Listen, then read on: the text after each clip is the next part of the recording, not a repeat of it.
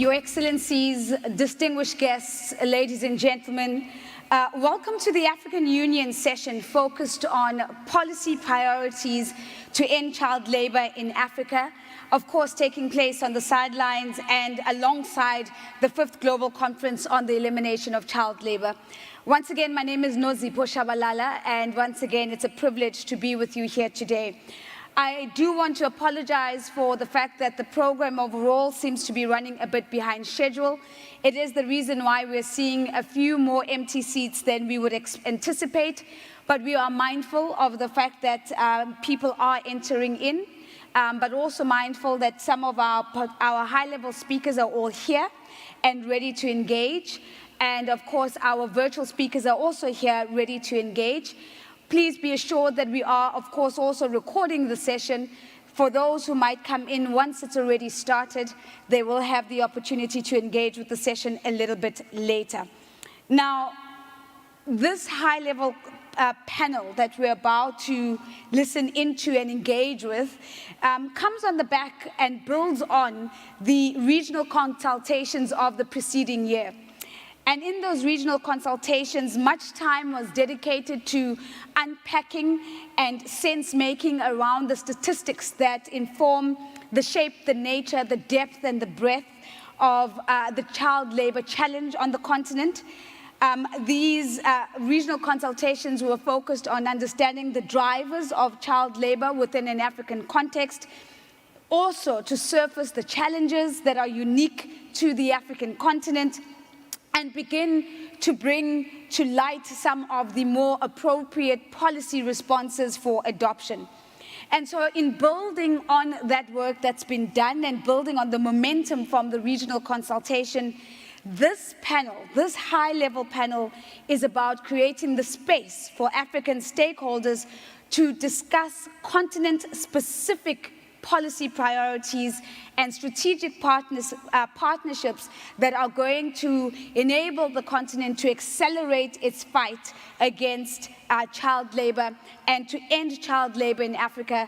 And of course, this in absolute alignment with the African Union Action Plan on the eradication of child labor, forced labor, human trafficking, and modern slavery.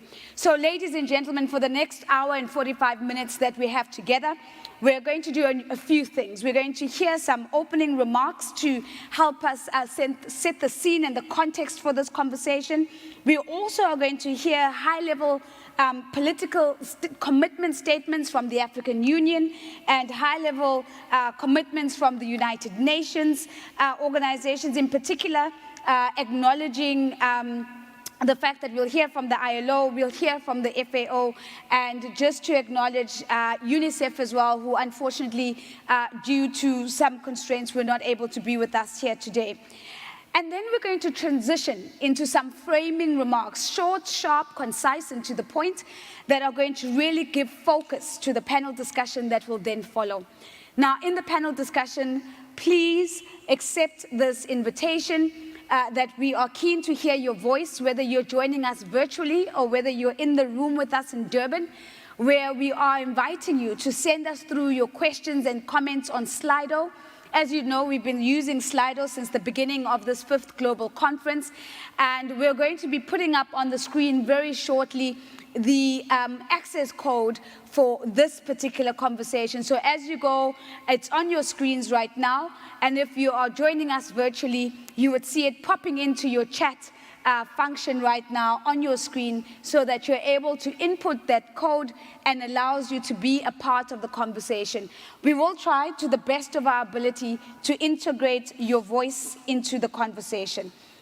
Ladies and gentlemen, the hashtag remains #EndChildLabor, and we would appreciate very much your assistance in amplifying the conversation around the world using that hashtag. And so I'm going to start us off with our opening remarks. I'm going to call on Her Excellency, Madame Minata Sesume Samate, our African Union Commissioner for Health, Humanitarian Affairs and Social Development, who is going to start us off with opening remarks. As she comes in, let's make the room feel full and give her a warm, warm round of applause. Thank you very much.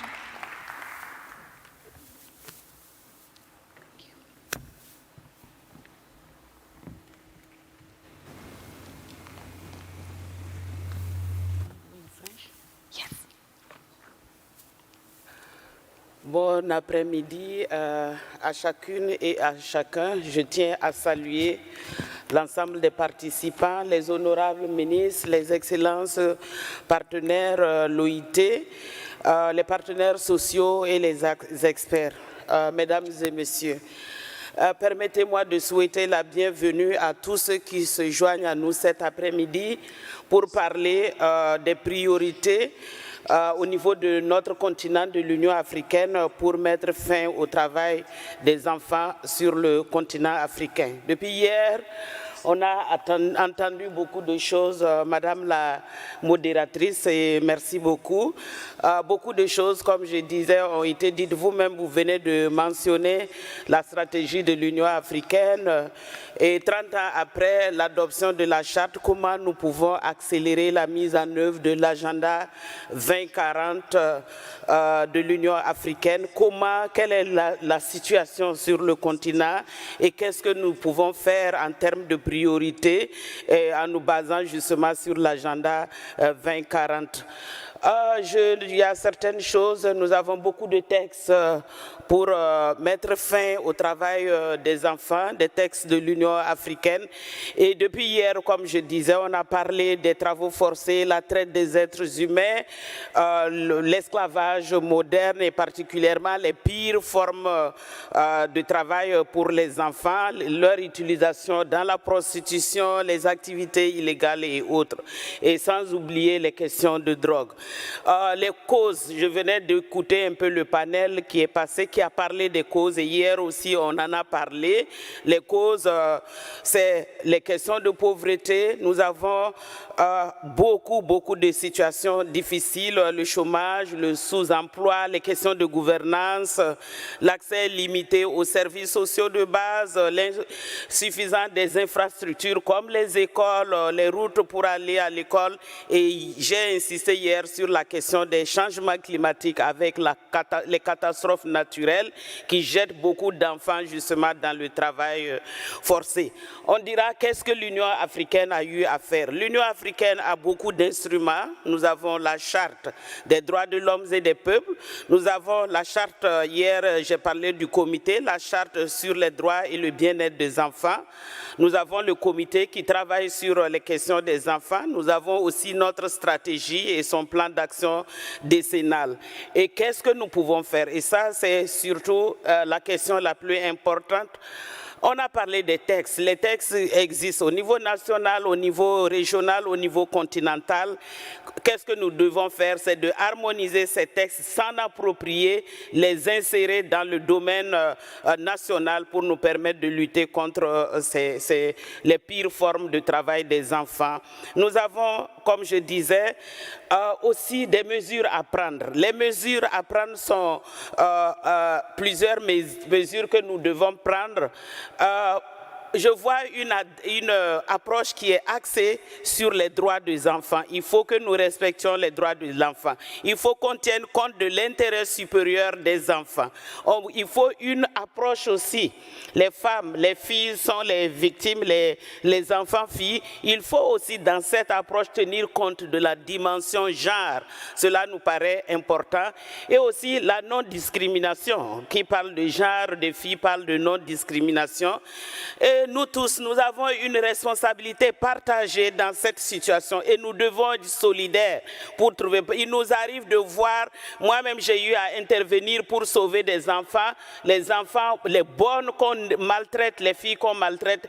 Je suis allé porter plainte contre un de mes voisins et parce qu'il fallait mettre fin à ce genre de trafic des enfants. Quels sont les domaines prioritaires pour nous comme solution? Je vois l'engagement et la mobilisation mobilisation des acteurs, des organes de l'Union africaine. Je me félicite, on a le Parlement avec nous, on a le Conseil exécutif, tous les organes de l'Union africaine doivent être engagés pour lutter contre le travail des enfants. Je vois aussi qu'il nous faut renforcer les capacités en termes de formation. Si les gens sont bien formés, ils peuvent mettre en œuvre les différents instruments juridiques en la matière. Nous avons les législations, nous avons les instruments, comme je le disais, nationaux, régionaux, internationaux. Il nous faut mettre ces instruments en œuvre. J'ai écouté aussi, on a parlé de l'éducation. L'éducation est importante et aussi lorsque nous sortons ces enfants des griffes du travail forcé, il faut trouver quelque chose. Il nous faut mettre l'accent aussi sur la formation professionnelle. Que devons-nous faire également? Une campagne. Nous devons tous être engagés dans cette campagne pour mettre fin au travail des enfants. Il faut lutter contre ce phénomène. Et comme je disais, le gouvernement, les institutions internationales, régionales et nous-mêmes au niveau national, les gouvernements, je me réjouis de voir des ministres avec nous et nous devons tous être engagés dans cette lutte. Nous avons des plateformes. Je salue la tenue de la plateforme de Durban.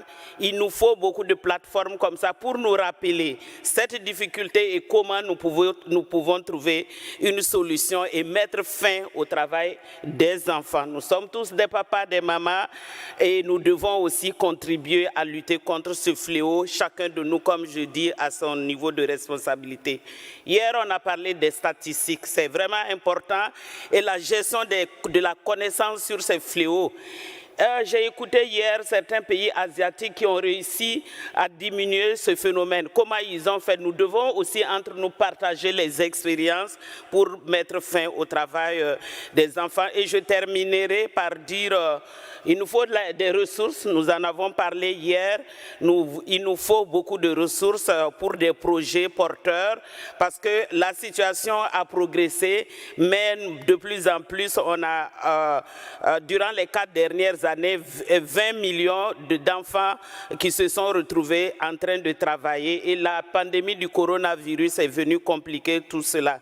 Pour terminer, je dirais que cette session arrive à propos. Nous restons à votre écoute pour les recommandations qui seront faites et les mesures à prendre pour improver, pour améliorer l'accès à l'éducation, la protection sociale, un travail décent pour tout le monde, pour éviter que les parents n'envoient leurs enfants à l'abattoir. Je dirais ce travail, c'est des abattoirs pour eux sur la base de la non-discrimination. Et en tout cas, je vous remercie pour cette aimable attention et nous restons à l'écoute pour les recommandations qui seront faites à l'issue de cette importante session sur les priorités du continent africain.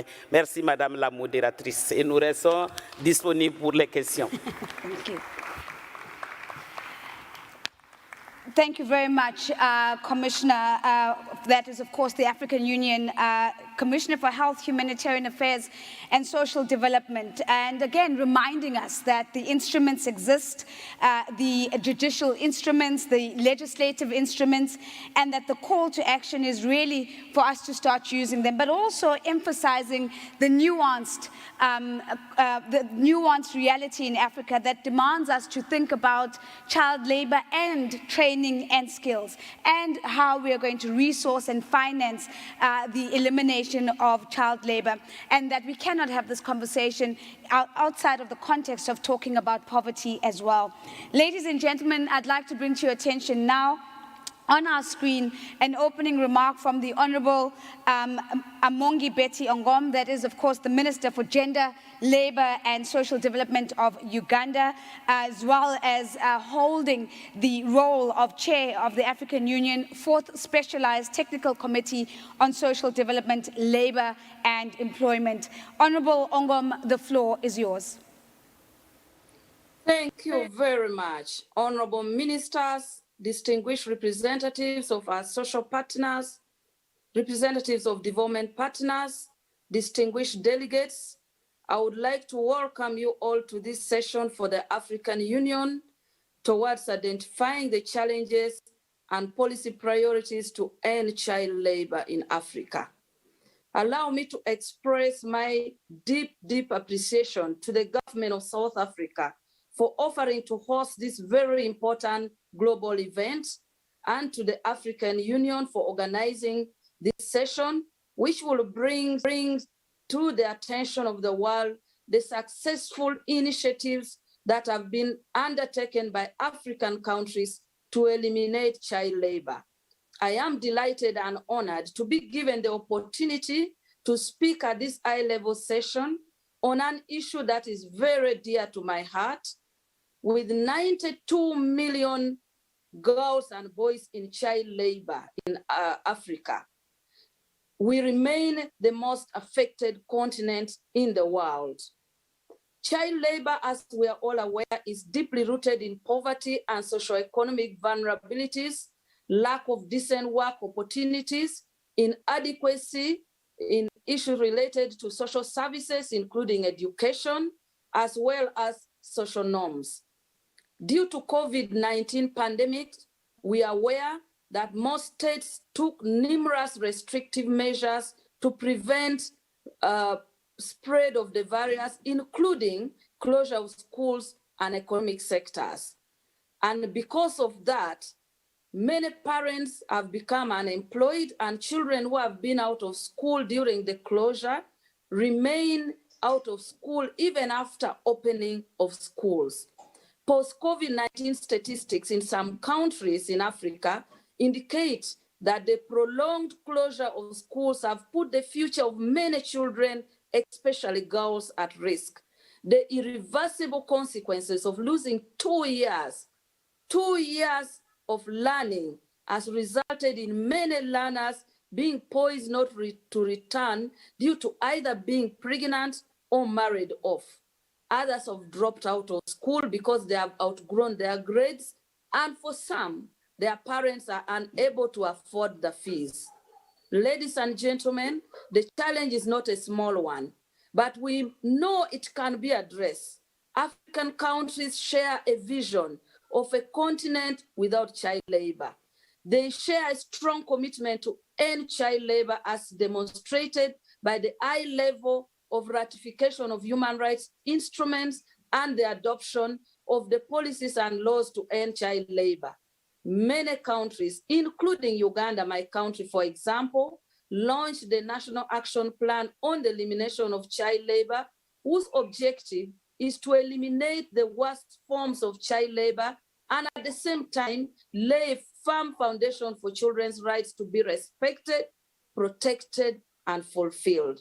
Additionally, African member states adopted the African Union 10-year plan for the elimination of child labor, forced labor, elimination of modern-day slavery, and human trafficking, which is running from 2020 to 2030. This framework provides an immediate framework for mobilizing African states, regional economic commissions, and other partners on the continent to scale up efforts and accelerate progress towards the achievement of the African Agenda 2063 and Target 8.7 of the Sustainable Development Goals. The African Union and its efforts has undertaken various initiatives to guide us, the member states, to develop social protection policies. I congratulate our commissioner who has just spoken. And these policies are able to respond to the needs of the vulnerable. The African Committee on Experts on the Rights and Welfare of the Child, which is a regional treaty body tasked with the promotion and protection of child's rights in Africa, has also issued guiding principles for states on the protection of the rights and welfare of the child during the pandemic.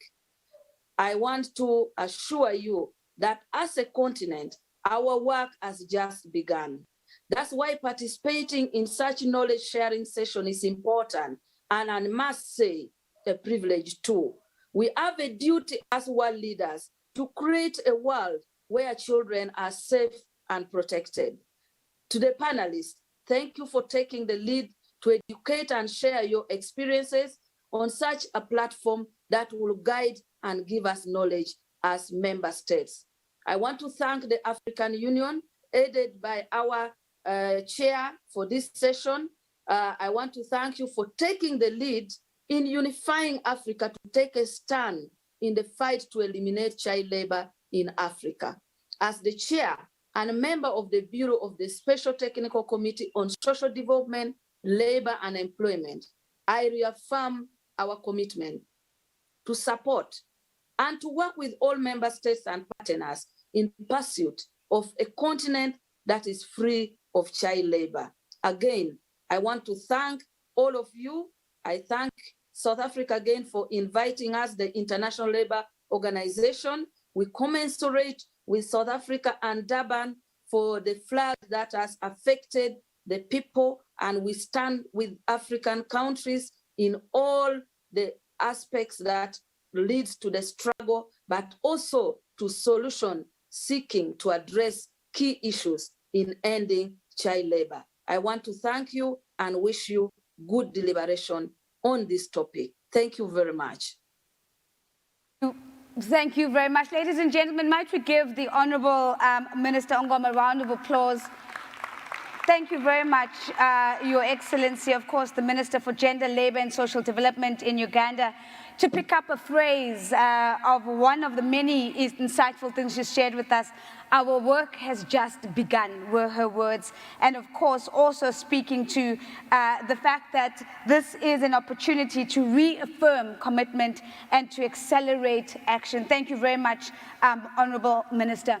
Now, ladies and gentlemen, we're going to transition towards high-level political commitments in that spirit of reaffirmation, in the spirit of reinvigorated commitment.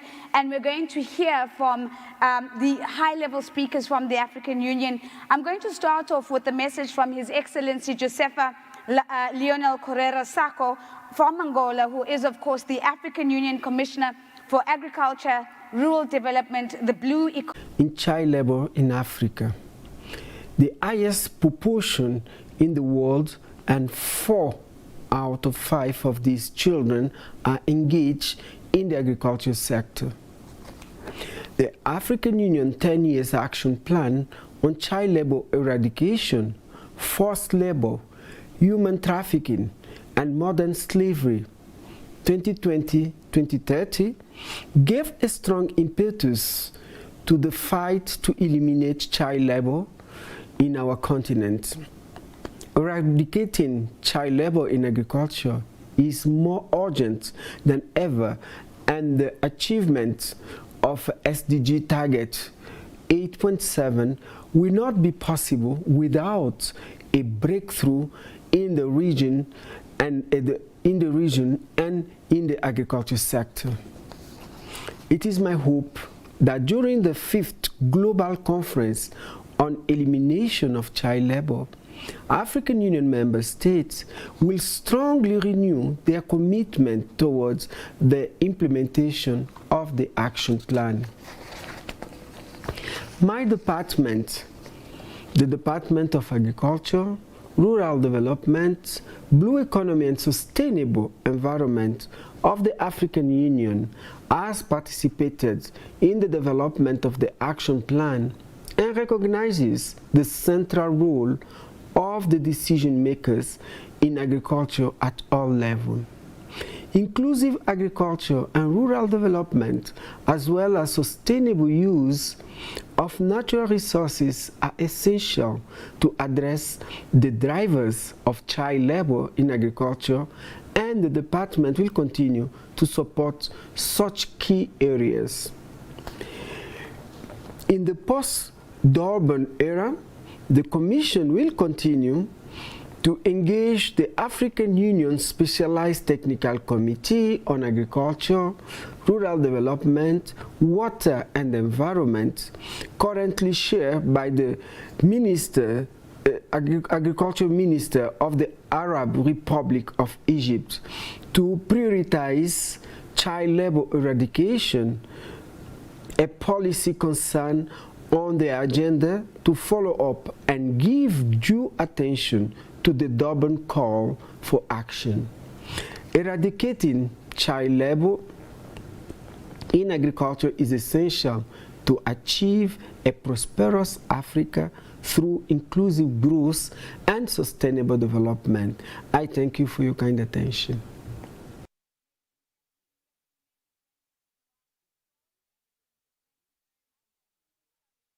Soft clapping in the back, and that's Her Excellency Josefa Leonel Carrera Sacco. Ladies and gentlemen, it's my pleasure now to introduce a message of commitment from His Excellency Professor Mohamed Bellosin, the African Union Commissioner for Education, Science, Technology and Innovation. Excellencies, ladies and gentlemen, I am honored to express appreciation to all esteemed participants and speakers of this important day. A special recognition goes to ILO and UNICEF for inviting me to address you on a topic which is very significant to our continent. The Continental Education Strategy for Africa 2016-2025 makes education the central pillar of the realization of the African Union vision of a peaceful and prosperous continent. Through its adoption, heads of states committed to work towards ensuring that every child and young person in the continent acquires the knowledge and skills required to become a productive participant in the development of their community, country, and of the continent. Child labor not only deprives children from their childhood and right to education, but could become the greatest obstacle to the continent's development and even a threat to its security if nothing is done to end it. Today in Africa, there are around 35 million out-of-school children in primary age and 71 million out-of-school adolescents and young of secondary school age. Most of these children are either at risk of being enrolled in hazardous work or are already at work. The Department of Education, Science, Technology and Innovation will reinforce its engagement with its different partners and with the member states to accelerate the implementation of existing programs under the Continental Education Strategy for Africa to increase access to education, improve quality teaching and learning. More specifically, the department will work with the private sector for the transformation of the education system to make learning accessible to every child, everywhere, through traditional means or through digital connectivity and online learning platforms. The department, therefore, renews the call for the governments and organizations participating in this 5th Global Conference on Elimination of Child Labor to prioritize the following actions. 1. Reducing the number of children that are out of school on the continent through scholarships and alternative learning skills acquisition programs. Second, encouraging the implementation of school feeding programs to retain children in school, particularly girls, combat malnutrition, and enhance quality learning. Promoting science, technology, engineering, and mathematics education, and always give a second chance to the youth through relevant TVET programs to prepare young people for a productive life and ultimately catalyze an education skills revolution. Accelerating the transformation of the education system through the promotion of digital learning. The best way to eradicate child labor is to keep children in schools and learning. Education is one of the key tools to take children out of the child labor. Supporting education means reducing child labor in Africa. Our department, the Department of Education, Science, Technology and Innovation, looks forward to the Durban Declaration and pledges to continue working with the different partners to end child labor in Africa. I thank you very much. Thank you very much, ladies and gentlemen. That's His Excellency Professor Mohammed Belosin, of course, reminding us that education is a central pillar in the fight towards the elimination of child labor. And to round off the high-level political commitments from the African Union, it's my pleasure to welcome onto the screen a message from His Excellency Albert Mudenda Muchanga, the African Union Commissioner for Economic Development, Trade, Industry and Mining.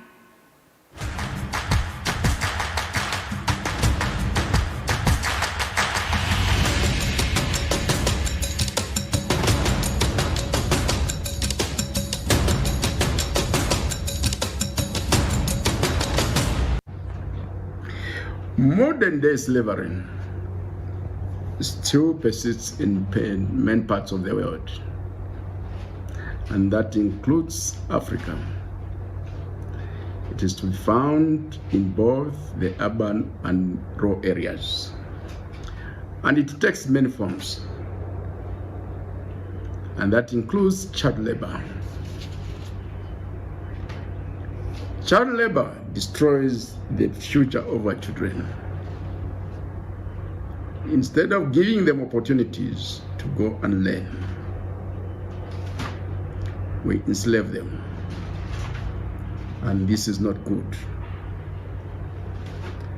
And it exists in many sectors. Find child labor in fishing, in mining, in the households where they're undertaking household chores, and several others. Some are paid but lowly paid, and others are completely not paid. And that's modern day slavery. We have the task, each one of us, to ensure that we end the scourge of child labor. This conference needs to come up with an action plan that shows measurable indicators of progress being made in fighting child labor. As humanity, we have the obligation to show love to our children. We have the obligation to bring them up and give them opportunities to learn and to play with their friends so that they should grow up as decent human beings. The persistence of child labor undermines that possibility of giving love to our children, and it also contributes to destroying their lives. Let us join forces together to fight the scourge of child labor wherever we see it. Thank you. Ladies and gentlemen, that's His Excellency Albert Mudenda Muchanga, the African Union Commissioner for Economic Development, Trade, Industry and Mining, bringing our focus and our attention to the importance of measurable progress that allows us to hold ourselves and each other accountable. Ladies and gentlemen, I'd like to now turn to the high-level political commitment statements from the UN. As indicated earlier, apologies have been tendered on behalf of UNICEF for not being available for this session today, but the team acknowledges the immense contribution and support from UNICEF leading up to this point. It's my pleasure now to welcome onto the podium Madame Cynthia Samuel Olojuwon, the ILO Assistant Director General and Regional Director for Africa, who is going to share with us her commitment statement. Can we give her a round of applause, please?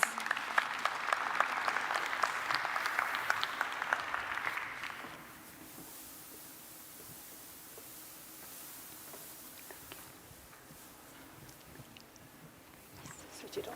Do I need to use this? Yeah. Okay. Does it work like this? Use this one. Okay. So how do I switch it? I should use that.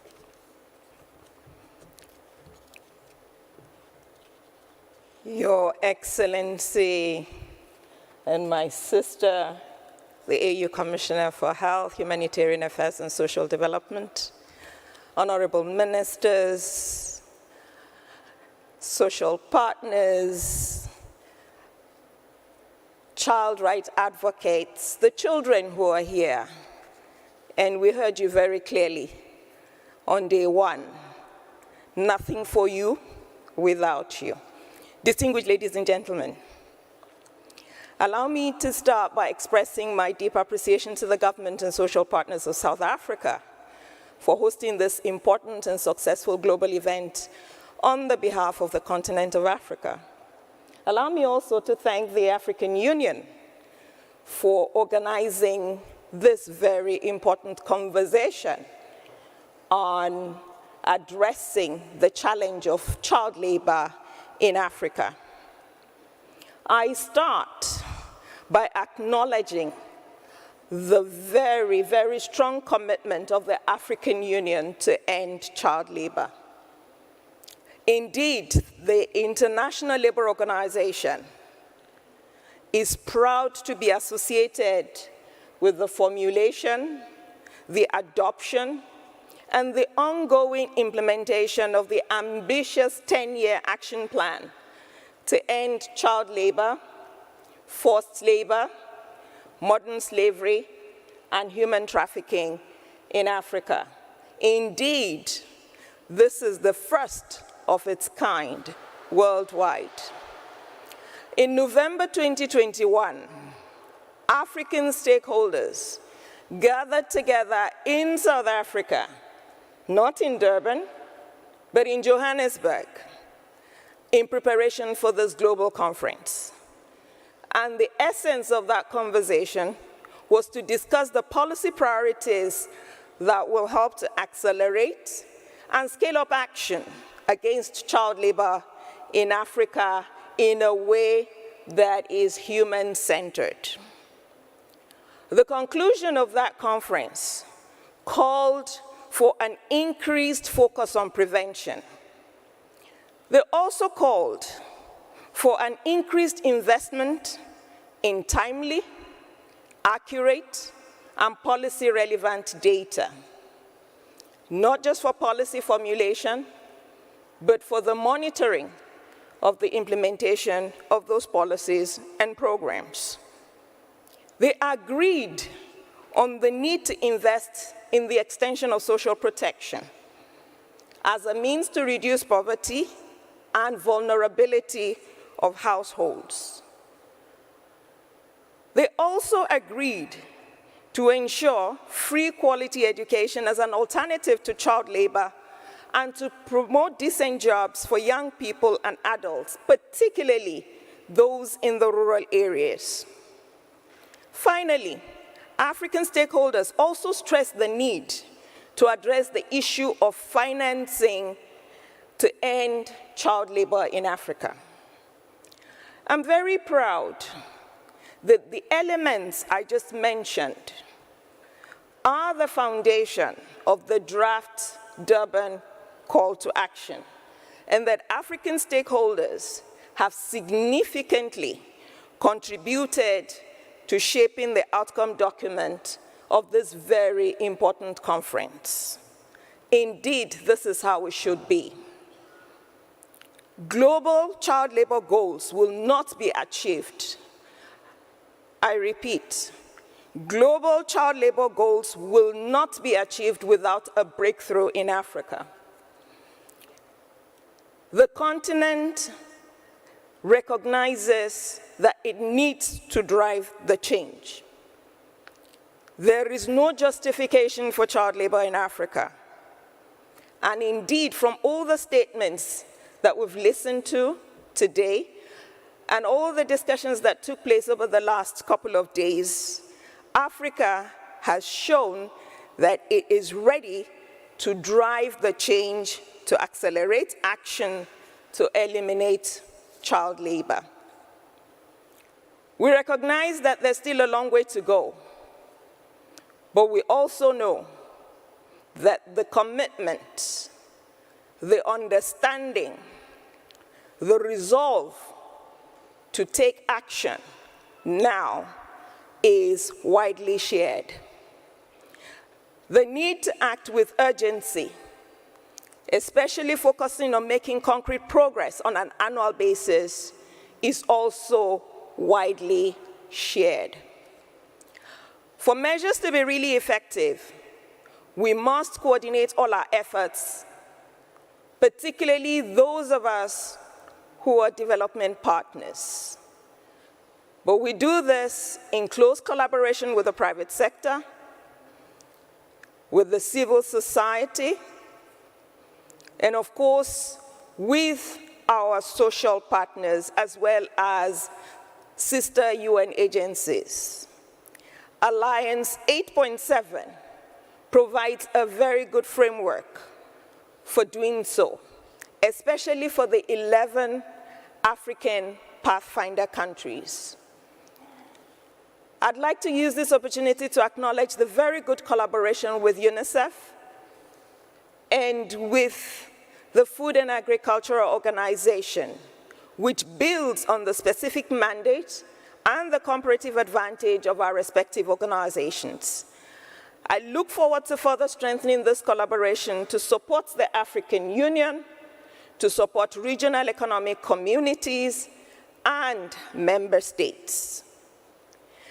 As I close, distinguished ladies and gentlemen, I commit as the ILO Assistant Director General and as the ILO Regional Director for Africa that the ILO will support the implementation of the Durban Call to Action in line with the ILO conventions, the 2019 Abidjan Declaration on the Future of Work in Africa, and the AU 10-year action plan on child labor. We can do it, we will do it, and you are assured of our support that we will put all that is available to support Africa to bring the results in the bag. Thank you very much for your attention. You can take a seat. Ladies and gentlemen, the ILO will support the implementation, and that's the emphasis of the word, the implementation of actions, initiatives, and strategies towards the elimination of child labor. Ladies and gentlemen, to wrap up this session on high-level political commitments, it's my pleasure to turn to Mr. Abebe Aheli Gabriel, the Assistant Director General of the FAO, who also holds the role of Regional Representative for Africa. This message on your screens right now. Honorable Ministers, distinguished delegates, commissioners, representatives of the African Union, representatives of the International Labour Organization, representative of UNICEF. It's a great honor to deliver this message on behalf of the Food and Agriculture Organization of the United Nations, FAO. Child labor in agriculture continues to be a global problem. The latest estimates are especially alarming for Africa. Out of all children who engage in child labor in sub-Saharan Africa, more than 4 in every 5 work in agriculture. A breakthrough in the region and in the agri-food systems is essential to make progress towards SDG target 8.7. All actors in agriculture have to play a decisive role in ending child labor. In 2021, FAO mobilized these actors as part of the regional conference, accelerating action to help end child labor in agriculture in Africa. The following regional recommendations were identified, finding further echo during the FAO Global Solutions Forum, acting together to end child labor in agriculture, that was held from 2nd to 3rd of November 2021. We need to mitigate the impact of the COVID-19 pandemic on food security, nutrition, and livelihoods of the most vulnerable families. We need financial instruments in agriculture that address the vulnerabilities of small-scale farmers to climate change effects and conflicts. We need to enhance the capacity of producers' organizations through innovative and sustainable labor-saving technologies and practices, promoting mechanized agriculture and reducing their reliance on children's contribution. We need to expand social protection in agriculture and rural areas to increase the resilience of farmers' livelihoods as a way to address drivers of child labor. We need to ensure that African girls and boys, especially in rural areas, gain free access to relevant education. We need sustained partnerships and increased coordination among various agricultural stakeholders and sectors in Africa. These recommendations have their legitimate place in the call to action of the conference. FAO will continue supporting agri-food stakeholders in the region in realizing the African Union's 10-year action plan on the eradication of child labor, forced labor, human trafficking, and modern slavery in Africa 2020-2030. FAO stands ready to continue working in synergy with the African Union, the regional economic communities, and our UN sister organizations, joining efforts to make the Durban call to action a reality. I thank you. Ladies and gentlemen, Mr. Bebe Haley Gabriel, thank you very much. That is the Assistant Director General and the Regional Representative for Africa from the FAO, calling for a breakthrough in agriculture. Ladies and gentlemen, that concludes our high-level political statements and opening remarks. If I might ask you to join me in a warm round of applause as we thank the RD and the Commissioner as they descend off stage. Thank you very much for setting the tone, setting the scene. Many of, if we tune into the language that we've heard renewal, recommitment, reaffirmation. Thank you very much. A round of applause again, ladies and gentlemen. Thank you very much. Ladies and gentlemen, we are now transitioning to our panel discussion.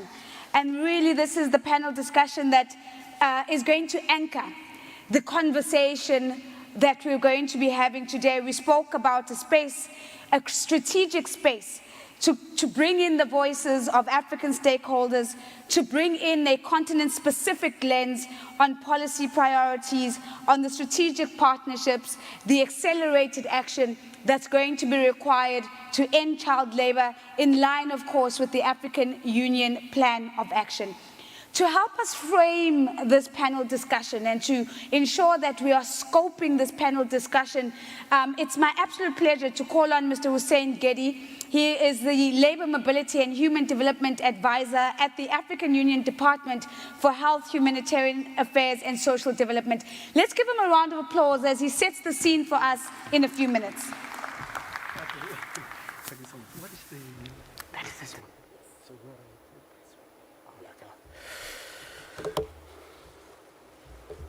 Thank you so much, and good afternoon, ladies and gentlemen.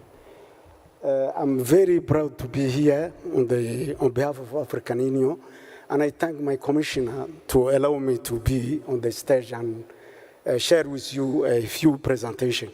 Many of what I'm going to say have been already said by the director, the regional director, by the ILO.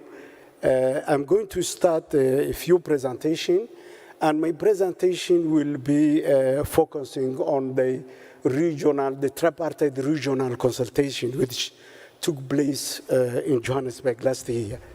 So, yes, maybe the only difference I'm bringing you is the beautiful map of Africa. But the remaining has been already more or less said. So thank you so much. Yes. So in November 2021, and it has been already said, 36 member states of Africa met in Johannesburg in preparation of this very 5th global conference on elimination of child labor. And this, in that meeting, the participants discussed the following. For example, the regional statistic on child labor in Africa. Secondly, the drivers of child labor, it has been already said. The existing response and challenges on child labor and policy intervention which should be prioritized. Ladies and gentlemen, I'm going to rapidly summarize the outcome of this consultation. And to start with, a reminder of a statistic on child labor in Africa. Child labor is more prevalent in Africa Middle Belt, what we call, what you see in the map, than in the northern and southern Africa. Oh yeah. Oh yeah, it's that one. Sorry, and thank you so much, Nancy Bo. Rather than the southern and northern Africa. Eastern, southern, western, and central Africa are the most affected with respectively 30%, 21%, 19% of children aged between 15 and 17 years old.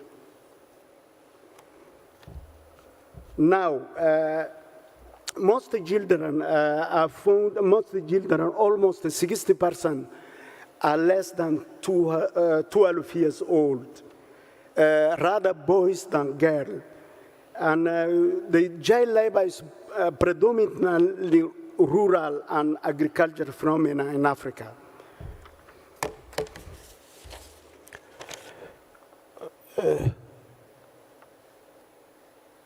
My God, yes. So I continue. It's also predominant in family production unit, almost 80% of child labor. Many of them are doing the hazardous work, 45%.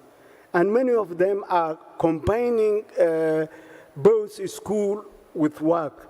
It is estimated on 72%, for example. And large number of them are out of school, almost 21.7 million children. In Johannesburg, the participants discussed the drivers of children, as I alluded on my earlier introduction. More significant,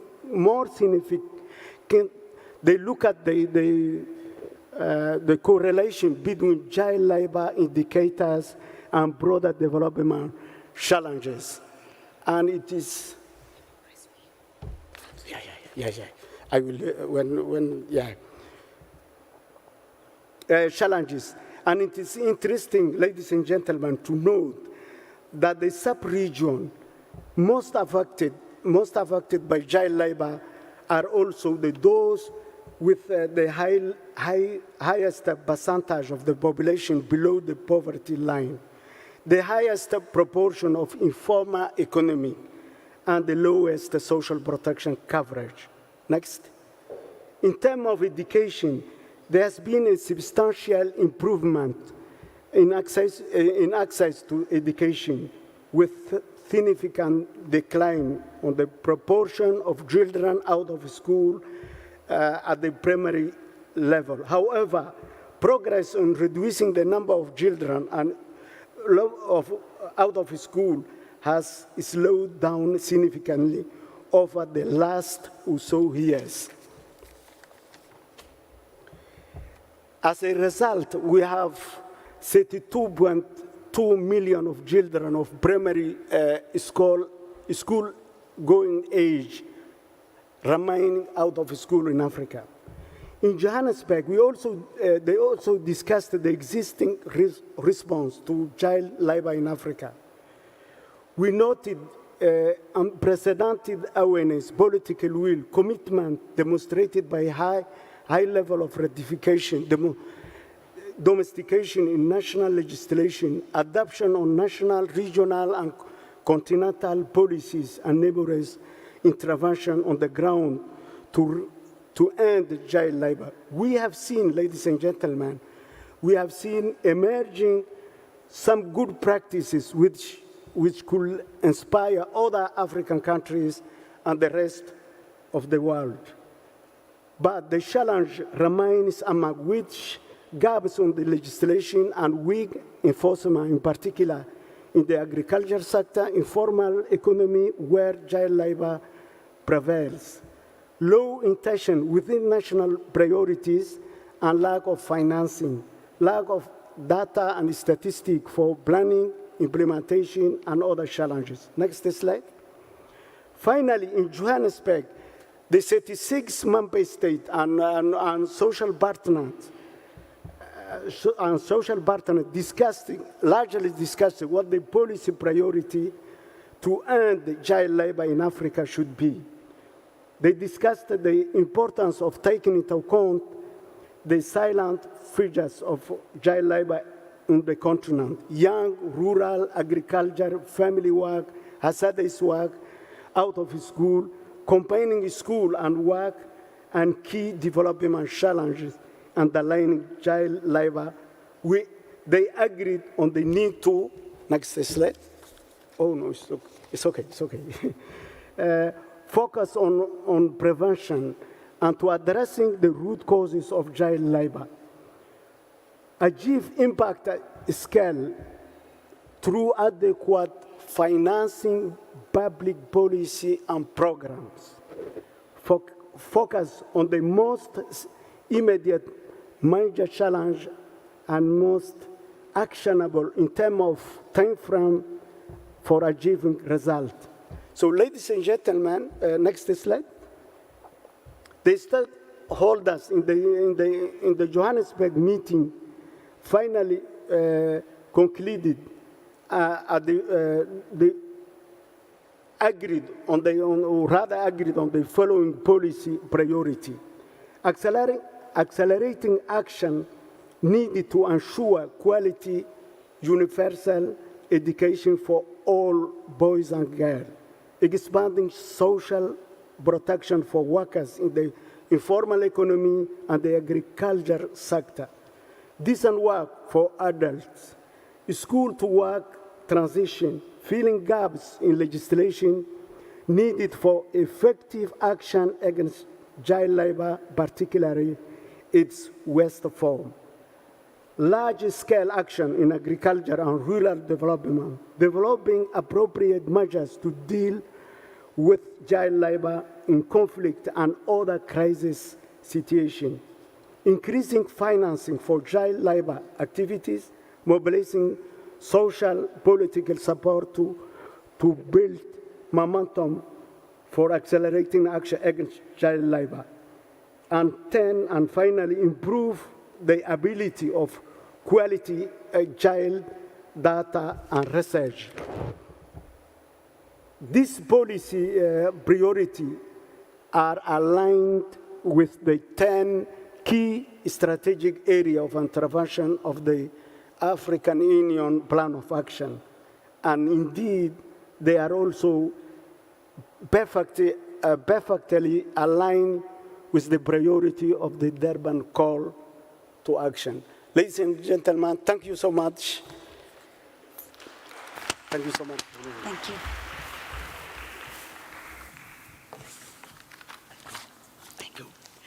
Thank you very much. Thank you so much.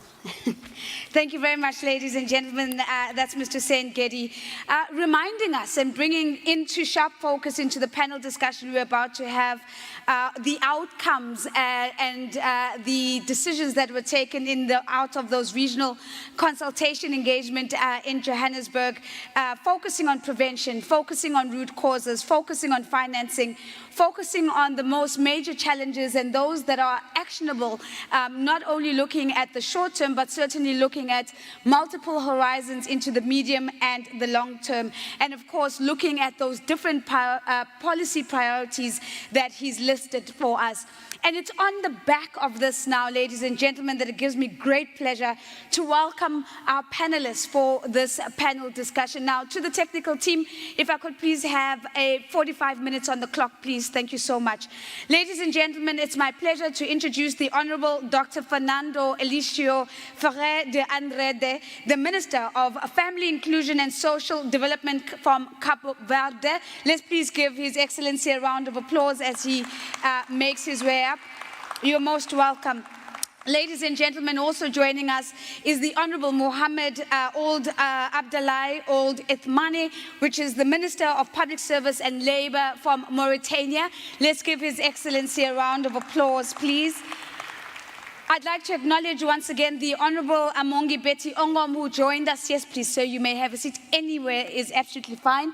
It gives me great pleasure to acknowledge the Honorable Amongi Betty Ongom, who joined us and gave us opening remarks. She is, of course, the Minister for Gender, Labour and Social Development from Uganda, joining us virtually in this conversation. We can give her a round of applause for this part. Thank you very much.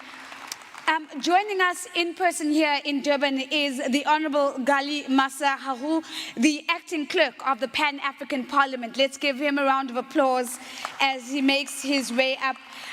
Thank you very much. Ladies and gentlemen, it's my pleasure to welcome Madame Jacqueline Mugo, the Secretary General of Business Africa. She joins us here in Durban for the conversation. Madame, you are most welcome.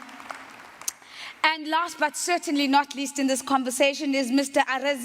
Arezki Mesut, who is the Secretary General of the Organization of African Trade Union Unity, joining us virtually. A warm welcome for Mr. Mesut, please.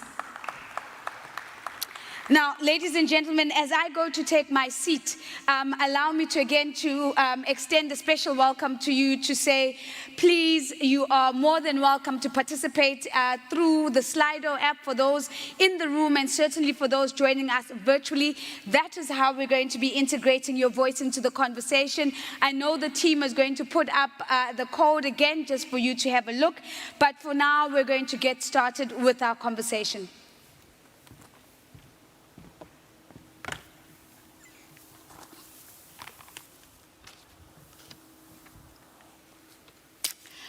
To my panelists, thank you very much and a big warm welcome. Thank you for being here and of course to our panelists joining us online.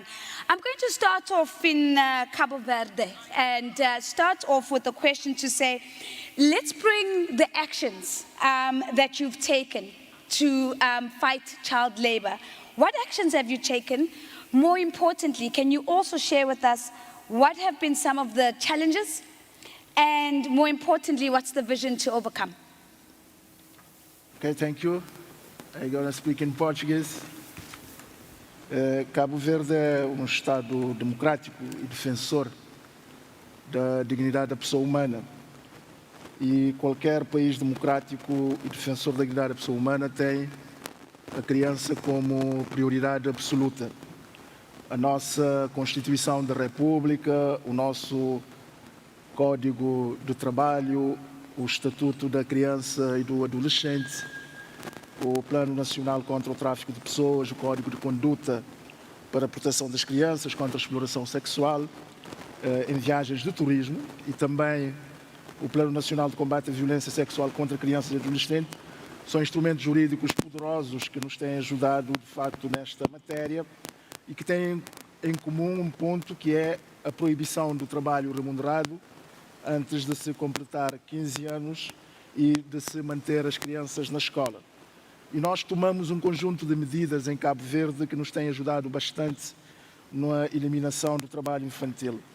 O primeiro é a criação do Comitê Nacional de Prevenção e Combate ao Trabalho Infantil, composto por representantes do governo, dos trabalhadores, dos empregadores da sociedade civil. Aprovamos a lista de trabalho infantil perigoso. Temos um Plano Nacional de Prevenção e Erradicação do Trabalho Infantil.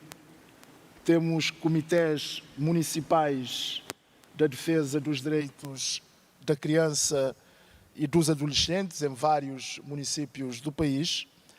Nós temos a isenção, ou seja, a gratuitidade, é grátis, o ensino básico e secundário, que permite que todos os cabo-verdianos até aos 18 anos estejam no sistema de ensino. Temos um sistema de transporte escolar e cantinas escolares extremamente fortes. Estamos a trabalhar na universalização do pré-escolar através da subsidiação às famílias mais vulneráveis e criamos o rendimento social de inclusão para famílias com crianças com menores de 15 anos, a isenção na taxa moderadora de saúde para crianças e famílias mais vulneráveis e temos uma tarifa especial para água e eletricidade para permitir o acesso às famílias e crianças mais carenciadas. Não obstante tudo isso, não obstante este quadro legal muito forte, temos ainda um grande desafio na sociedade, na família, na comunidade educativa, com as entidades empregadoras e também com as próprias crianças, sobre a prevenção do trabalho infantil. Por isso que até a final de 2022, com o apoio da Organização Internacional do Trabalho, nós teremos dados atualizados sobre o trabalho infantil em Cabo Verde, mas a situação não é grave, está apenas a nível da agricultura, de algum setor informal, por isso que o nosso maior desafio em Cabo Verde é a formalização da economia. Repetindo, o trabalho infantil não é um problema grave em Cabo Verde, porque as crianças estão na escola, no setor informal há algum, mas estamos a trabalhar para debelar. Muito obrigado.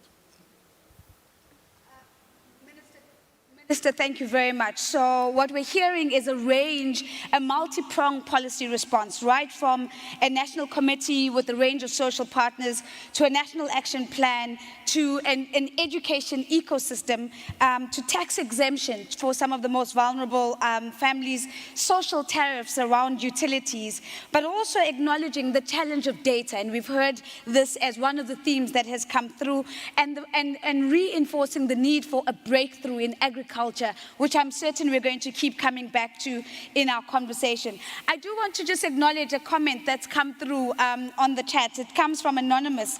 And Anonymous says, before the pandemic, there were 2 million children in child labor, but in 2022, we have 3 million children in child labor. What are we doing wrong? So Anonymous, we're hoping that that's exactly the energy we're taking into this conversation, to understand not so much what we're doing wrong, but how do we accelerate the efforts on the ground and ensure that we are we're moving at speed and we're moving at scale. So allow me to go to Minister Ithmane. Let's go to Mauritania. Mauritania is a pathfinder country. We've heard this earlier, of course, part of Alliance 8.7. And we know that the pathfinder countries, ladies and gentlemen, are the countries who have committed to going faster, further, and leading the way.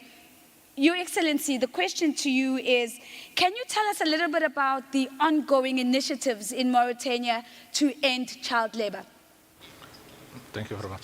Merci vraiment pour cette question relative donc à l'expérience de la Mauritanie. En fait, l'engagement d'abord politique, il est très très fort par rapport à cette question du travail des enfants. Nous sommes donc engagés au très haut niveau. Donc le président de la République lui-même, que ce soit dans son discours de politique générale, de politique de candidature, ou que ce soit dans ses sorties avec les grands projets de l'école républicaine, avec même le système Azor qui est... Est-ce que c'est écouté? Pardon. Et donc, avec ce système qui est mis en place avec un appui... Your Excellency, just a moment. Technical team, we've lost translation into English, please.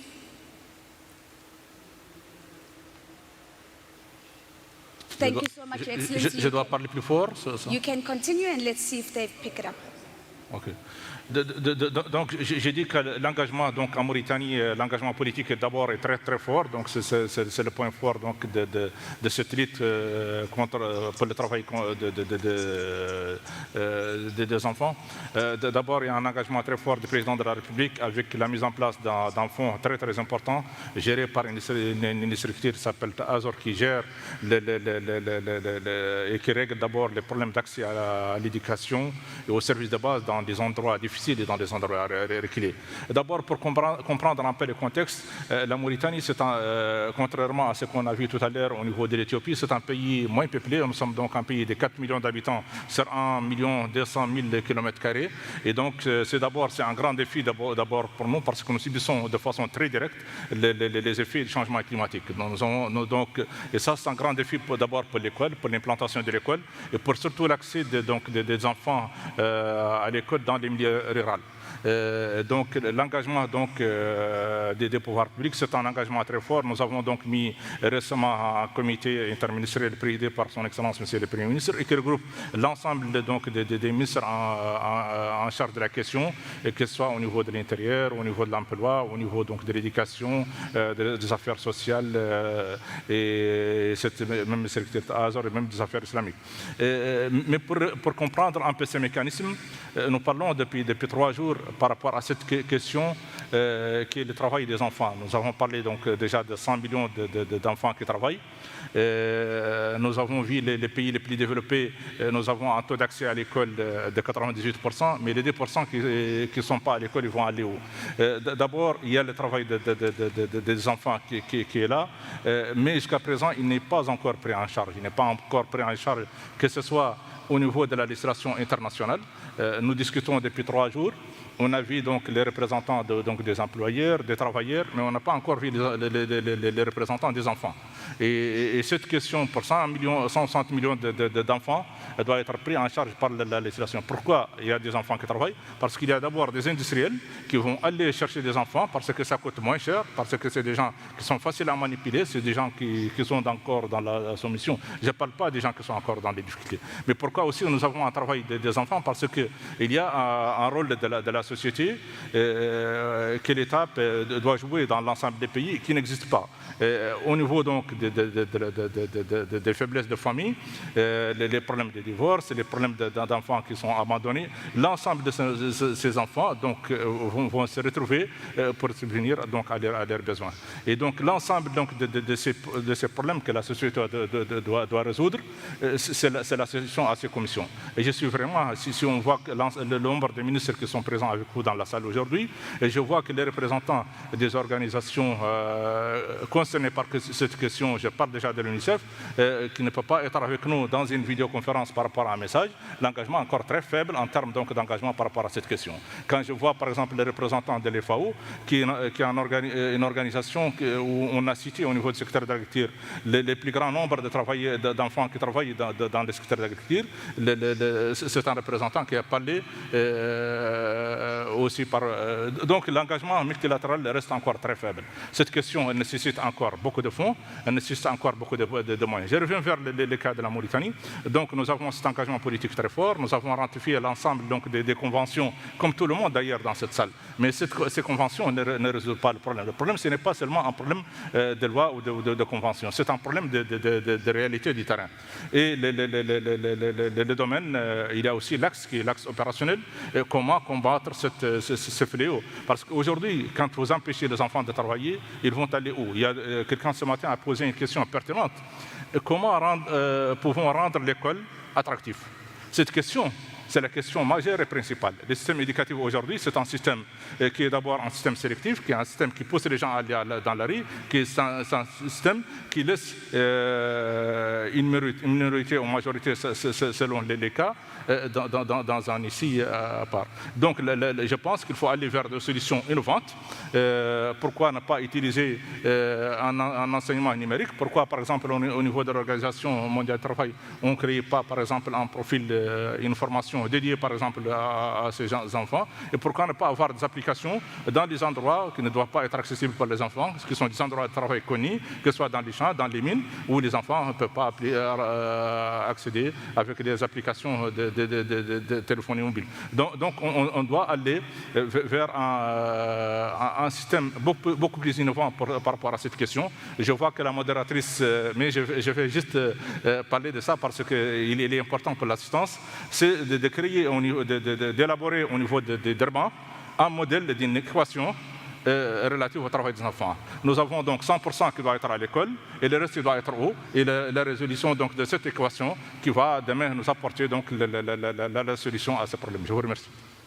Thank you very much. Merci beaucoup very much, sir. So lots of very important points, from political commitment to actual structures and institutions.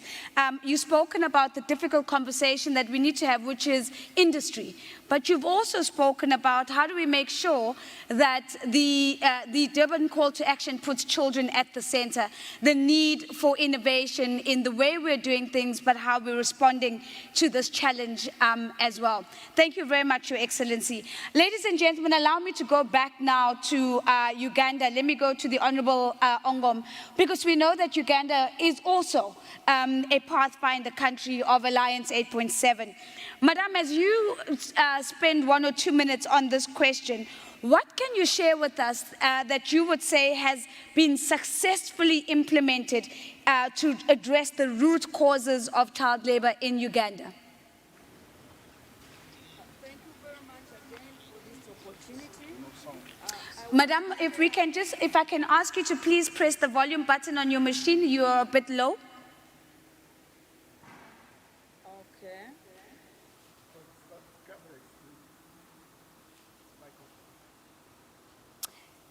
Yes, it is the microphone, so I'm just asking her to put the volume up. We can see her, but we just need to hear her a bit more.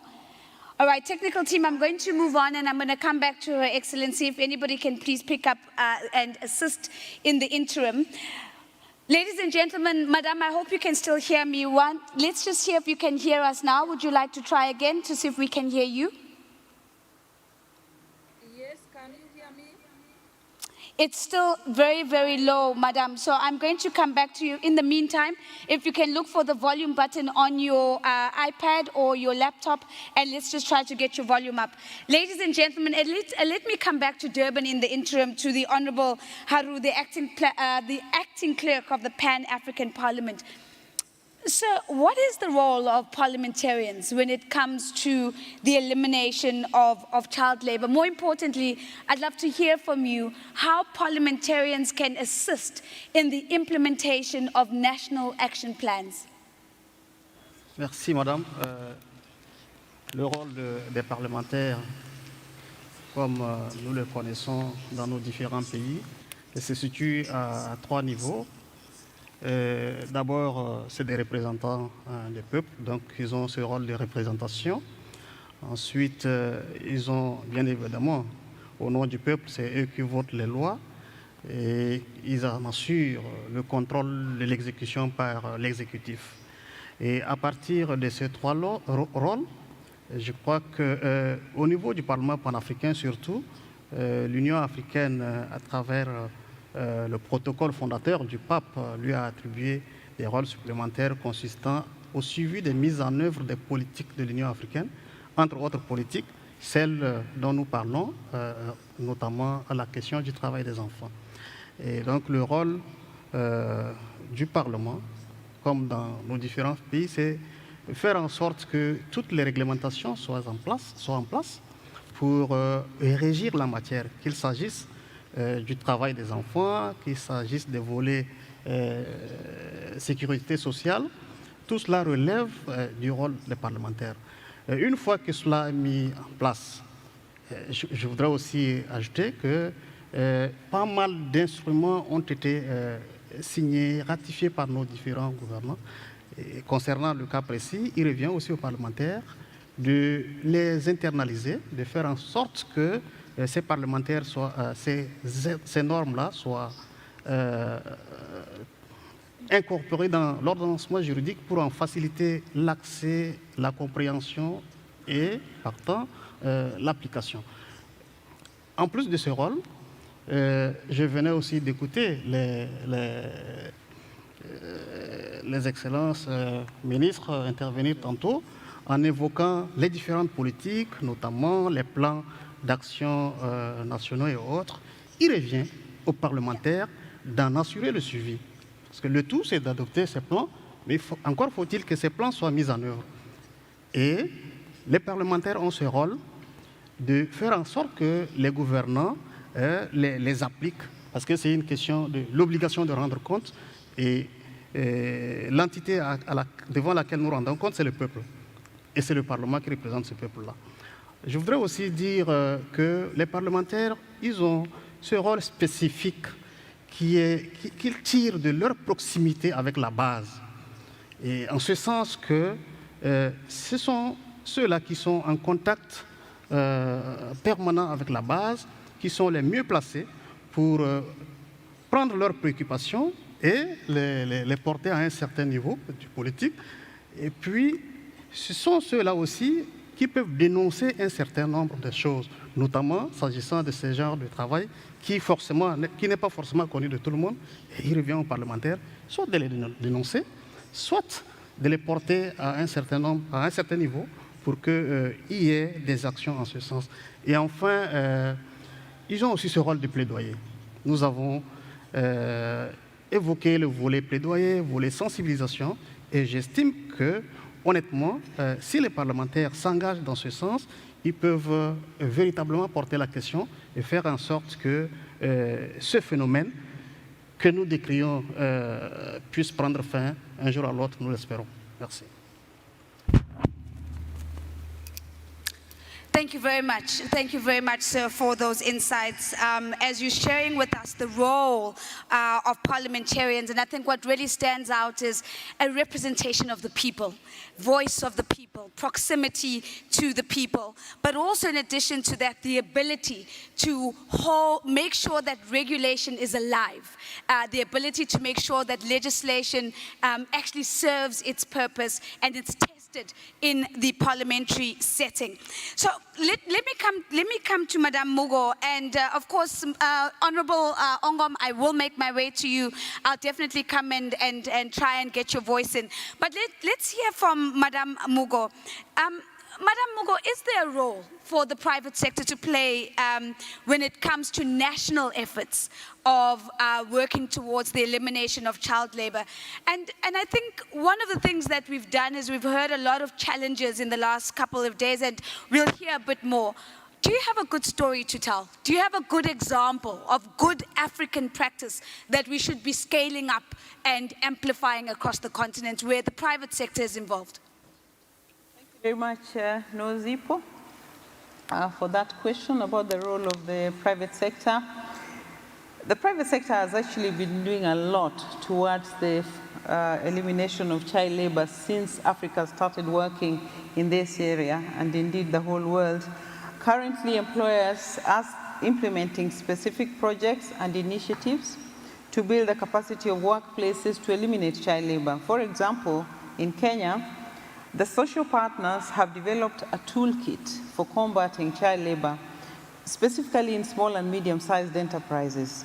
The overall objective of this toolkit is really to give practical support in assisting SMEs to implement both due diligence and responsible business conduct towards the elimination of child labor. This toolkit has practical guidelines on how businesses could be involved in this fight. It sets a basis for enterprises to be partners with other stakeholders in the fight against child labor. It draws the attention to relevant international conventions and standards, as well as national laws, regulations, and policies. So the whole area of compliance, because sometimes business is perceived as not being compliant. Employers are actually doing something concrete about building the compliance. This toolkit also has a section on corporate social responsibility on child labor and how SMEs can prevent and address child labor in their own businesses and along the supply chain. The Federation of Kenya Employers, which I head, has also been doing training of enterprises on the toolkit itself, and thereby developing a pool of champions that have a vision for seeing the end of child labor. And I believe this is something that can be scaled up across our continent to be able to have policies that address child labor, to have business implementing them, and also adequate financing, because some of these initiatives need financing. And earlier on, I think the presentation from the AU showed that we don't have enough financing. Since time is short, the second example I'll talk about is that of access to education, because it's very closely connected to the elimination of child labor. And we know that although we've been talking about education, we've done a lot to finance education, to make it free and accessible, we're not there yet. certainly not as a continent. So I believe the African Union member states, our governments, should invest more in education to make the school-to-work transition possible for our children, to keep them in school for as long as possible. As a people, we have no moral authority to let any child who should be in school to be out of school. But as employers, we've again done something very practical in adopting or initiating what we call the Adopt a School program. This is an initiative by businesses to support schools in their communities that aims to ensure that children are kept in school for as long as they should be in school. This initiative is not just about infrastructural support, and that is very important because you need schools, you need desks, you need children to have school books. So we are doing that. But it also looks at the needs of each specific learners and the needs of the communities around them. Because to empower a child, you really need to empower the adults and the family from which they come. And this, again, is something that has been replicated, but not enough. So our appeal as Business Africa and as employers in the continent is to scale up this Adopt a School initiative across the continent. Thank you. Madam Mugo, thank you very much. So what I'm hearing is a number of actually good practice, a toolkit developed for SMEs that makes it really practical when we talk about how do they comply, how do they fit into the due diligence, and again, something for us to engage with. You've spoken about the private sector playing a role in financing and in the school-to-work transition, but I think also the Adopt a School initiative, you're saying, has legs to be taken up at even a greater scale. Ladies and gentlemen, on my screen and on your screen, I think you can see Mr. Mesmut, who's ready to engage with us in the conversation. Mr. Mesmut, as you come in, let's consider the role of trade unions in eliminating child labor in Africa. What is the advantage that trade unions have in this role? But more importantly, how can they use that advantage to support the implementation of national action plans?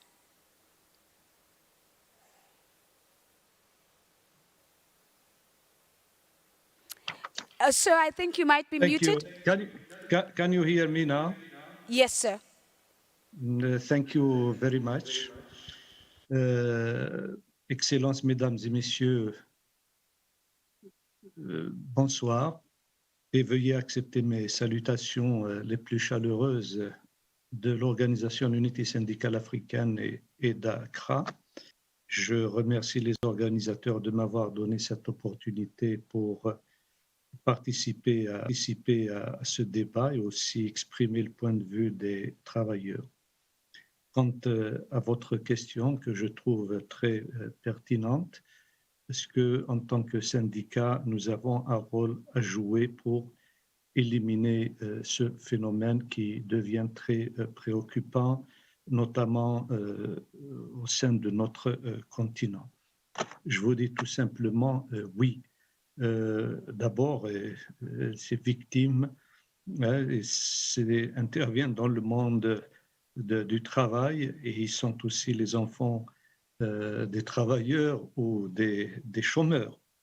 Donc ça nous préoccupe en premier lieu et c'est triste de voir que ces enfants, au lieu d'aller à l'école, construire leur personnalité, construire leur avenir, ils vont au fond des mines, dans des champs du cacao, etc. C'est un véritable challenge pour nous, pour le redresser. Et pour nous, ce n'est pas une question facile et qui peut intervenir rapidement. Ça demande beaucoup d'efforts et aussi ça demande du temps. Étant donné que le syndicat, pour revenir à votre question, le syndicat est un acteur social incontournable qui représente la force du travail. Il a des fonctions, il a un rôle à jouer au sein de la société. D'abord, c'est d'organiser les travailleurs, c'est l'organisation, l'action, proposition et intervention. D'abord, il y a la question des droits. Intervenir pour le respect des droits, le droit au travail. Mes prédécesseurs déjà ont soulevé la question de la pauvreté parce que l'absence de revenus font que les enfants quittent l'école pour aller chercher des revenus pour aider leur famille ou bien se prendre en charge eux-mêmes. Donc, il faut un droit au travail et à la protection sociale et surtout à l'éducation et à l'information. C'est des éléments très nécessaires. Il faut que nos gouvernements mettent la main dans la poche pour soutenir notamment le secteur de l'éducation, la déperdition scolaire, ou aussi l'accès à l'école de qualité. J'ai entendu beaucoup d'intervenants parler sur l'éducation, mais ça ne suffit pas lorsque nous avons des écoles qui ne réunissent pas des conditions d'apprentissage, etc., ou bien le personnel enseignant qui n'est pas pris en charge, on n'a pas la qualité, donc le problème n'est pas réglé. Donc nous, en tant que syndicat, nous appelons à investir beaucoup dans le domaine de l'éducation, qui est la clé même du développement, et le développement, et c'est la solution globale pour éradiquer définitivement ce phénomène. Il y a aussi, on se bat pour la justice sociale, parce que c'est ce phénomène, s'il se répand, la propagation de ce phénomène, c'est parce que il y a beaucoup d'inégalités. Donc, on se bat pour un revenu décent, d'abord, pour les familles,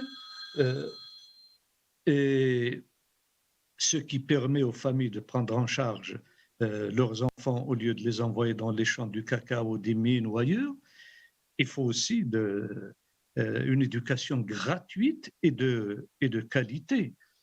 Et là, j'ai déjà mentionné au début que nos États, au niveau de l'Afrique, doivent prioriser ce secteur et mobiliser beaucoup de moyens. Et comment allons-nous intervenir? Oui. Yes, give me just 1 minute. 1 minute.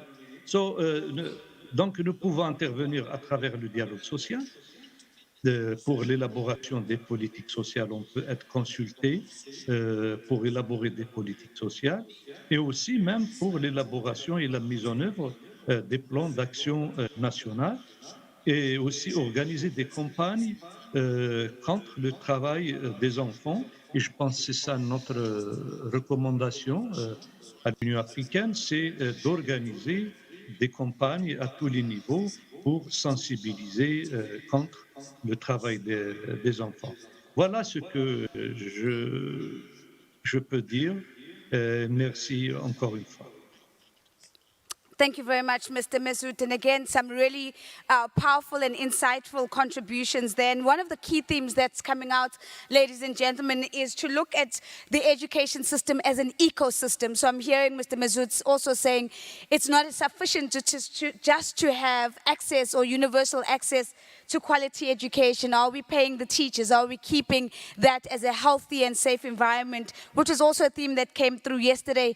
Income for families, of course, coming through again, and many other important points that Mr. Mesut has made.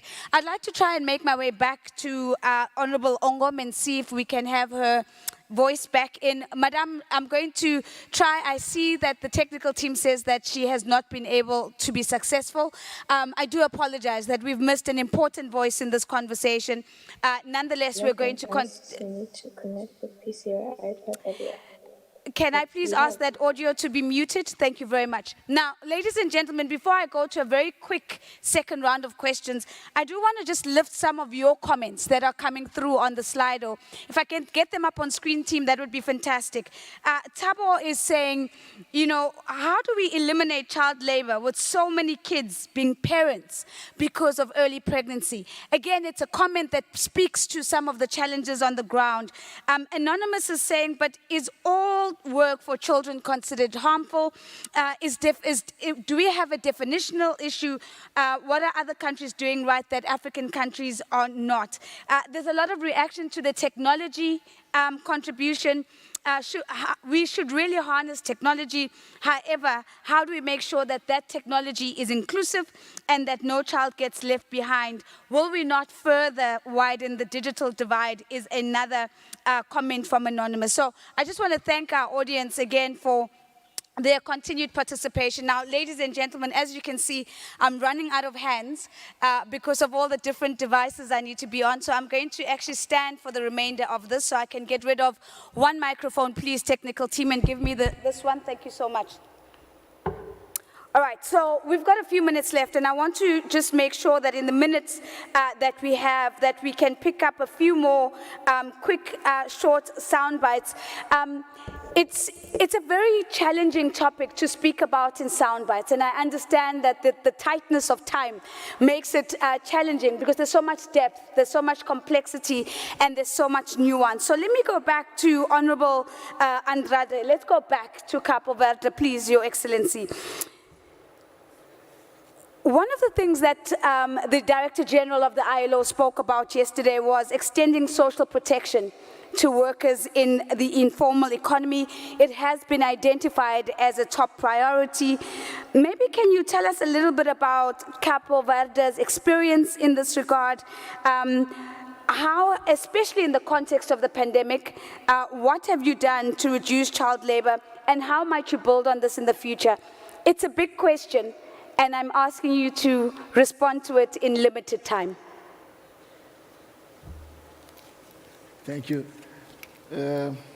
Nós temos uma experiência muito boa durante a pandemia, porque, como forma de proteger essencialmente as crianças, nós instituímos o rendimento solidário para todos os trabalhadores do setor informal que perderam o rendimento, o rendimento social de inclusão emergencial durante 6 meses, criamos o layoff simplificado, no sentido de garantir rendimento às pessoas, e fizemos algo também muito extraordinário, que foi a distribuição gratuita de televisores para famílias mais carenciadas, para que as crianças pudessem assistir às aulas de forma virtual, e implementamos taxas especiais de ligação à rede de água, eletricidade e saneamento, bem como assistência alimentar e reforço de cantinas. O importante agora é o que é que temos que fazer nos próximos tempos para podermos manter isso, visando eliminar a pobreza extrema e reduzir a pobreza absoluta e alargar a proteção social a todos os cabo-verdianos. E, neste momento, 53% da população é beneficiária do regime contributivo e a nossa meta é chegar a 80% no espaço de 5 anos atingirmos essas metas.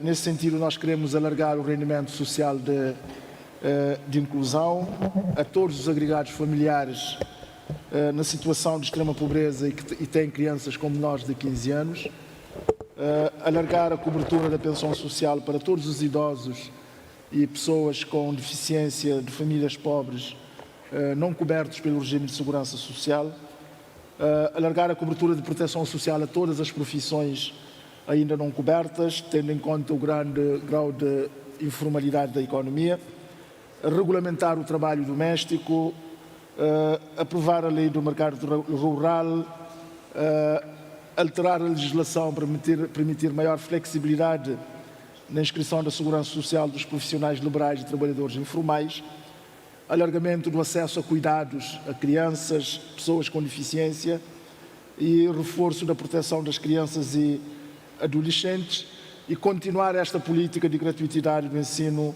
e frequência do ensino básico e secundário, bem como o alargamento do reforço da ação social escolar, reforço da promoção profissional, capacitação e empreendedorismo e promoção da produção, do emprego, da economia rural. E também muito importante é incluir as pessoas com deficiência e as crianças com deficiência.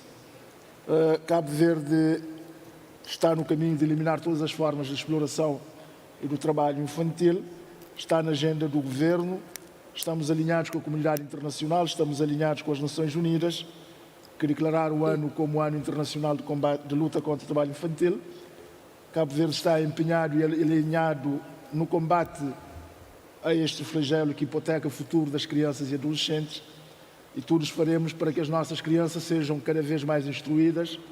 Mais de 90% das crianças em Cabo Verde estão dentro do sistema educativo, para que cresçam de forma saudável, para que, não só porque serão o reflexo da nossa sociedade no futuro, mas que é um direito que assiste a todas as crianças. Portanto, o nosso objetivo é alargar a segurança social a todos os cidadãos cabo-verdianos. Temos uma experiência muito boa e vamos consegui-lo se assim conseguirmos. Tá bem? Muito obrigado. Thank you very much, Your Excellency. Again, bringing in Cabo Verde's experience and talking about just one of the ways in which we're seeing efforts and progress being made in the informal, with regards to informality and social protection in that space. I'm going to come next I want to go to Mauritania once again. Your Excellency, there's been some reaction, positive reaction to some of your suggestions around innovation. There's a question from Iviwe, and Iviwe is saying, with the digital divide in Africa and the lack of access that we have right now, would apps, applications, technical applications or technological applications help? And this question is in line with another question from Anonymous, which I raised just now, to say, how do we make sure that as we move with innovation and we move with technology, we don't leave any children behind? A quick comment from you, please, sir.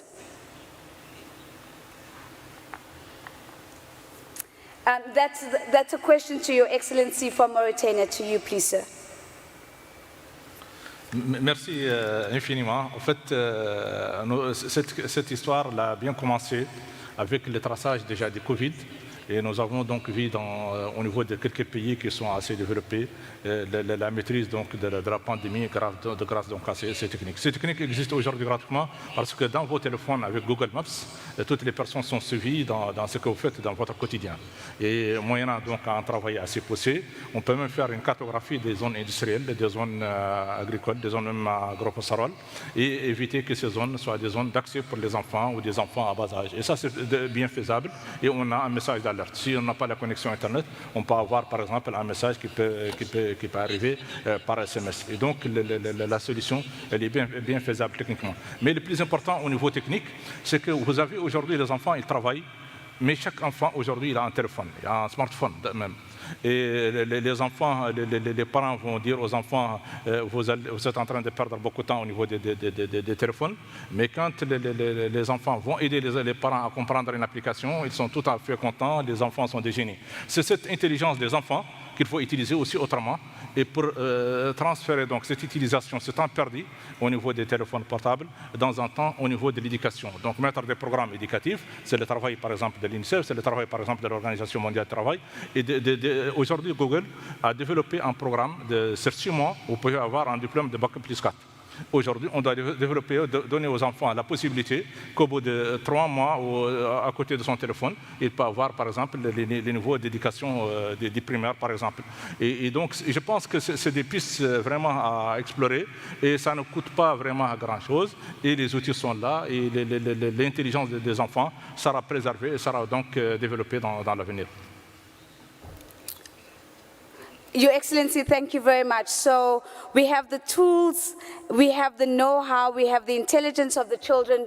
We have a way of giving access to more children in terms of access to education and access to learning. Again, ladies and gentlemen, it's a good story to tell. It's a case study example of how Mauritania has managed to put either technology in the hands of every child or at the very least information in the hands of every child.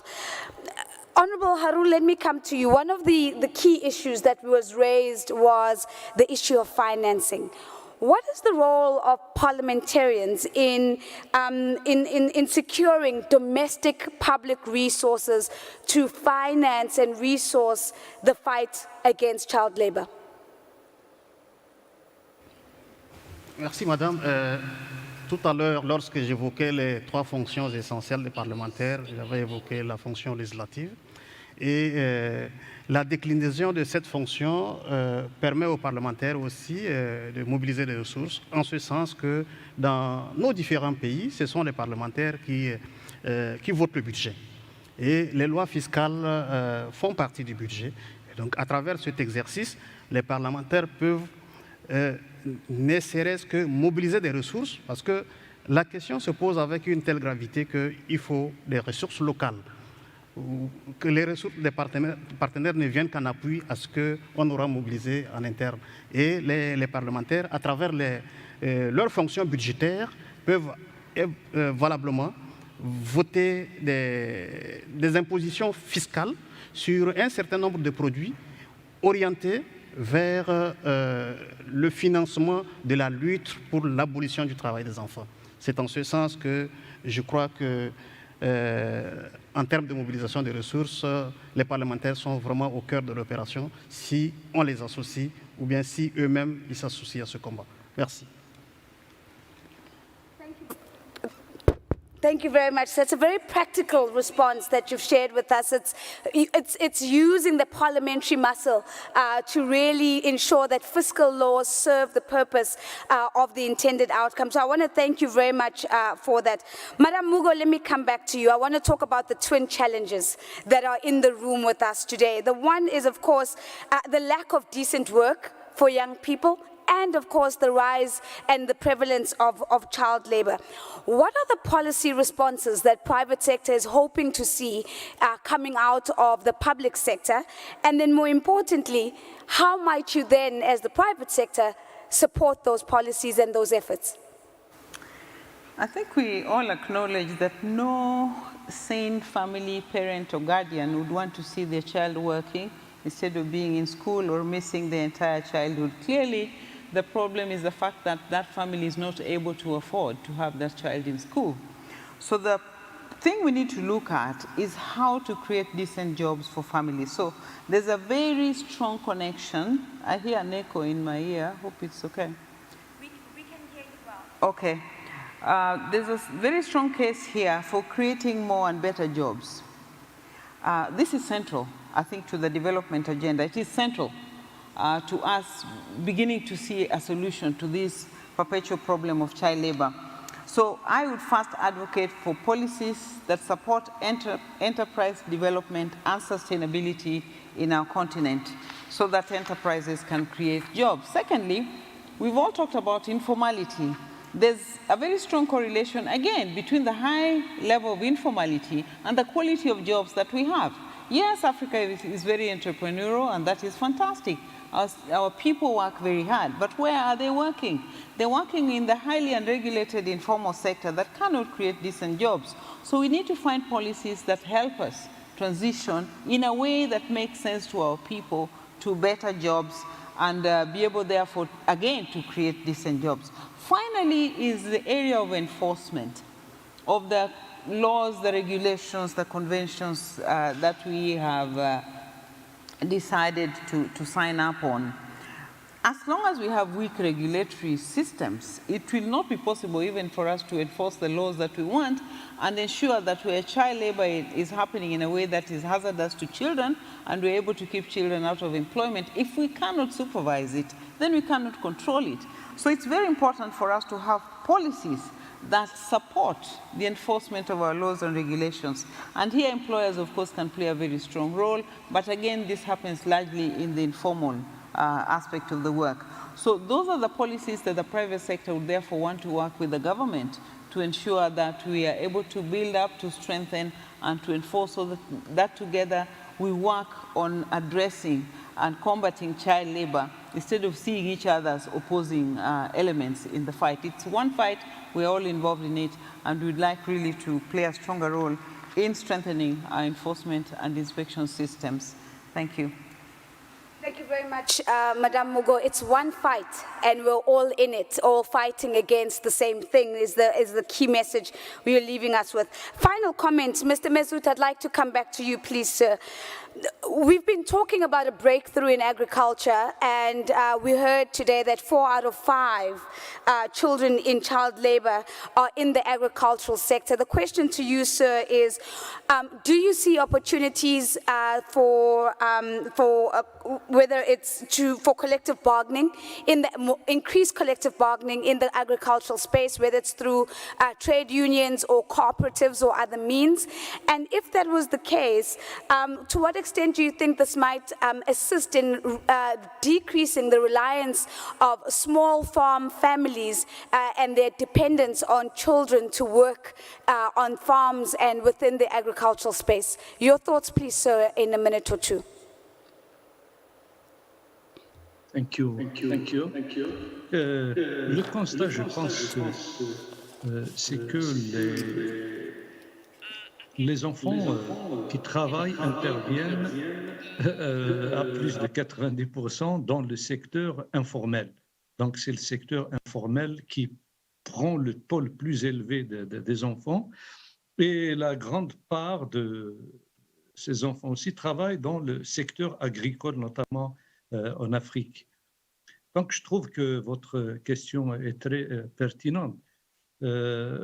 Qu'est-ce qu'il faut, du moment qu'il s'agit d'un secteur informel, il faut les organiser, il faut organiser ce secteur et lui donner la chance d'exprimer ses préoccupations, de s'organiser et de poser ses problèmes, et aussi de soutenir les familles pour qu'ils s'organisent en coopérative, et cela permettra d'améliorer leurs revenus, ce qui empêchera bien sûr d'envoyer leurs enfants ou bien de les pousser à aller travailler.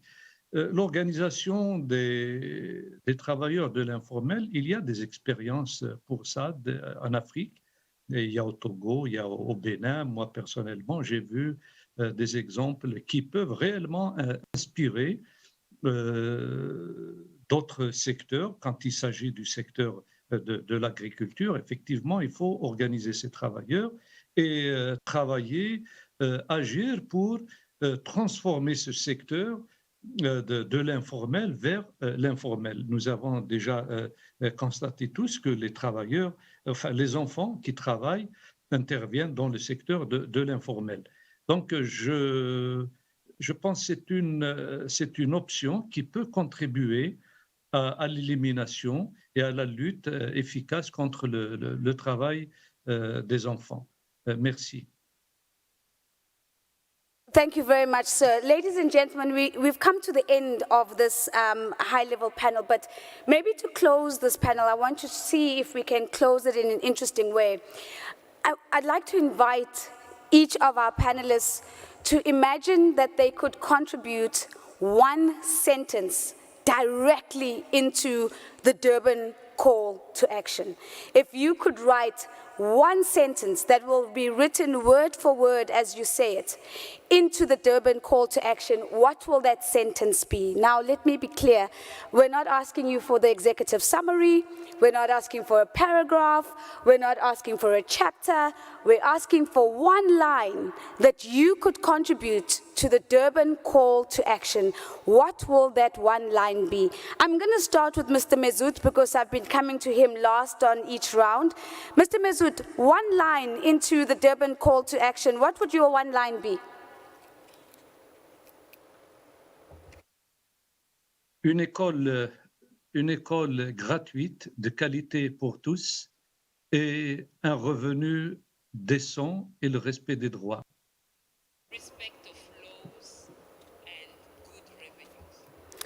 Free school, quality school, respect of laws, and good revenue. It's a good sentence. It sounds like the chapter title of a very important chapter. Thank you. Thank you very much, Mr. Mesut. Ladies and gentlemen, I'm coming back here to Durban. I'm going to go to Honorable Minister Andrade from Capo Verde. Sir, what is your one sentence that you're putting into the Durban call to action? Education, education, education, and love. and love. Love. Love. Ladies and gentlemen, it's education, education, education, and love. Thank you very much. Let's go to Mauritania. Sir, what is your one sentence going directly into the Durban call to action? Merci infiniment. En fait, le travail des enfants est un indicateur direct pour le dysfonctionnement de la société.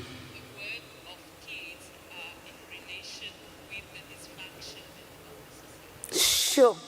The working of children is in relation to the dysfunction of a society. Ladies and gentlemen, I think that's very powerful. Thank you very much for that contribution, sir. I've got two more voices, and I'm trying to see who looks the most confident and who's going to give us the final word. So let me rather go, before I go to the last word, let me go to Mr. Haru. Sir, what's the one line that parliamentarians would want to put in the Durban call to action? L'appel à l'action passe par le financement domestique, par les ressources de mobilisation domestique, par la réglementation par voie législative, par les actions de plaidoyer et le suivi des mises en œuvre de toutes ces actions. Merci. Thank you very much, sir. So it is all about domestic regulation, follow-up on implementation and domestic laws, and mobilizing of domestic resources. Thank you very much. Madam Mugo, you have the final word. So this is the final sentence that goes into the Durban call to action. What is your sentence, Madam? Supporting enterprises to create more and better jobs will relieve the pressure on families and give our children the opportunity to have their livelihoods and go through the education system that they need. I'm going to have difficulty paraphrasing that, but it certainly is about ensuring that if we are able to create better jobs, we're able to relieve pressure on families, relieve pressure on children, and so work towards the elimination of child labor. Ladies and gentlemen, that concludes this African Union session that looks at policy priorities from an African context-specific perspective. Can I please ask you to give our panelists a big, big round of applause? Thank you very much all for your voice. Ladies and gentlemen, thank you for your participation. The questions and the comments on Slido were excellent. And that concludes my role for the rest of the week. I hope you enjoy the rest of the conference.